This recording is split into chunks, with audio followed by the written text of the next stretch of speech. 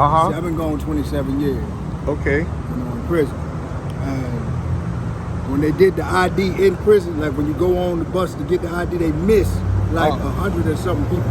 Right. They give the ID to certain people, and then how the cycle keeps going, how they keep the cycle going is they don't give the ID to certain people because they expect them certain people who they didn't give the ID to come out here and go through the red tape and then go back to prison because they have to resort back to what they were doing before they went to prison. You see what I'm saying? Yeah, I understand what you're saying. They knew that I was dealing drugs, so when they didn't give me the ID, it was like, okay, well, he'll have to resort back to drugs, so we just won't give him the ID, and he'll be one of our heads that we count to make our money. Wow. Because they make like $5,000 a head. Each head. I know that. I do know that much. So it's like they picking through the bunch and giving a certain minority the ID. Wow. And then those who don't get the ID probably are already back in prison right now. Sad. You see what I'm saying? They're just a circle, a cycle of what they doing. And then make it so bad, when I got out of prison, they did get me back. In prison. Yeah. I did go back to prison for 60 months. You see what I'm saying? So they got you right back in that cycle. Right back in the cycle. And then the ID thing again, when it's time to go get the ID again, right, they miss my name again.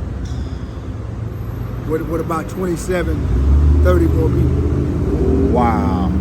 So the system pretty much got you in this cycle of a repetitive type of outcome. Yeah. Because you ain't got your credentials. Sad. But see, now yesterday I found a guy who told me there's some place across from Paul Liquor Store that print out a paper that's good.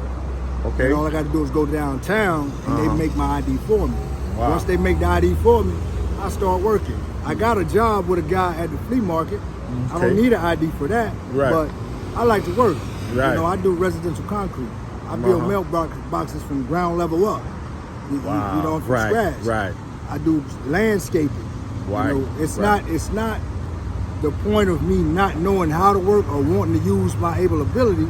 It's just how the system set you up so you can't even have your license. So without a license, you can't even get a job, and without a job, you can't even afford for your housing. Exactly. So you set up in a cycle of I can't have. So it results you to have to be on the side of the road. Exactly. And do what you got to do because you still hungry. You got to eat every day like any man in the world. So see, and then a lot of people. The guy stopped one time. He was being critical. He was like, "Man, you need to get a job." I said, "Man, listen.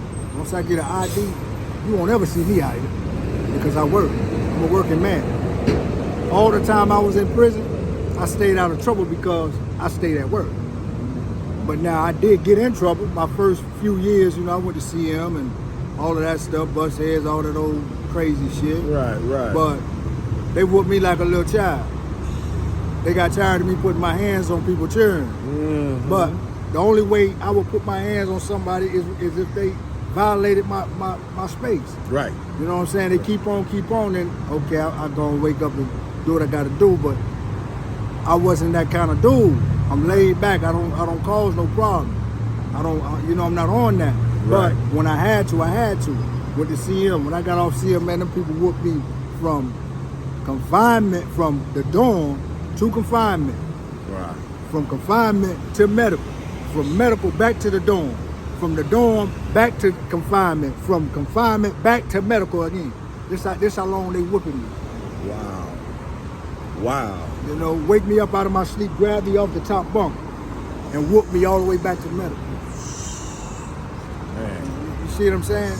Yeah, it's sad, man. It's sad what they do to us nowadays. It's man. crazy. Because it's a cycle that they know they have control of, and they use it to their advantage. Their advantage. You know? Man. And it's like this. At one time, I used to be like, man, okay, man, you stupid enough to go out there and do what you do. Right. When I paid attention to what they're doing, I said, man, hold on. Only a certain amount of people got this ID. Okay, we're the ones who they red tag to say, okay, we're not going to give them the credentials out there. because they don't have an ID. If they don't come out of prison with an ID, then y'all know not to give them their credentials. Give them the runaround. Yep. So when I go to the DMV 3 times with a paper from the officers, they don't give me my ID because they say I need a birth certificate. And then charge me this outrageous price because they want me to do the same shit and go back to prison. So, you know, that shows you how they work together. That's sad. In or out. That's sad. So, what's your name, boss man? So you can tell. My name Andre. Andre, man. Man, I'm Rock Slater Promotion. You know what I'm saying? I do a show with the bass. K-Rule, they call it the Daily Bread at the radio station called Keeping It Real Underground Radio. Yeah. And you know what I'm saying? We do reports on individuals, like I say, yourself, just telling them about their story. So, you know what I'm saying? We definitely commend you for, you know what I'm saying, just taking the strength of standing even in the sun, man. You know what I'm saying? The man can just look at you and judge you without knowing your situation. And you know what I'm saying? That's the thing that we as men need to stop doing. Understand that, hey, it gotta be the last result if you gotta be on the side of the road trying to get what you gotta get. So man, y'all definitely tap into my man Andre, man. Dang, man, y'all look out for him, man. All right, Rock Slater Promotion, we out.